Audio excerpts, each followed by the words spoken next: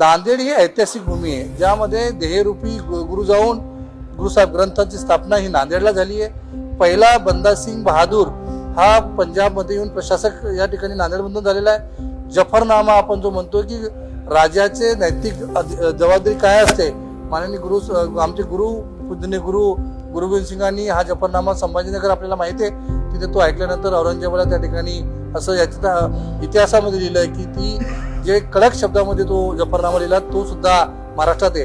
आणि नरसी नामदेव संत नामदेवांचं जन्मगाव हे सुद्धा मराठवाड्यामध्ये हिंगोलीमध्ये आहे। आणि आपल्याला माहिती आहे की संत नामदेवांचं 61 अभंग हे गुरुसाहेब ग्रंथामध्ये हे नातं बघता आणि बंजारा लबाना समाज, सिंधी समाज, मुयाल भाई सतीदास भाई मतीदास आपल्याला माहिती आहे, आणि वाल्मिकी भाई जेताजी होते ज्यांनी गुरु तेग बहादूरचं शीश अनंतपूर साहेबाला पोचवलं होतं। आणि बंजारा समाजात आपल्याला माहिती आहे की भाई लखेशा बंजारा यांनी गुरु साहेबांचं धड हे अंतिम संस्कार या ठिकाणी दिल्लीला आपण पाहिलं चांदणी चौकात आणि स्वतःच्या घरामध्ये या आक्रांतांच्या याला न जुमानता ते अंतिम संस्कार केलं आणि मक्खनशाह लवणाने गुरु तेग बहादूरला शोधलं। म्हणून हे सर्व गुरु नानक नामलेवा संगत, महाराष्ट्र शासन आणि तखत नांदेड हुजूर साहेब यांच्या माध्यमातून हा कार्यक्रम केला जातोय।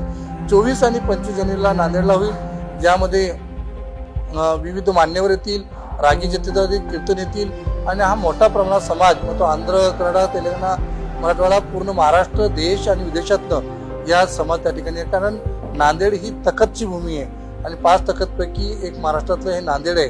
त्यामुळे मला असं वाटतं की हा गुरु नानक गुरूंना मानणारा समाज त्या ठिकाणी एकवट आहे।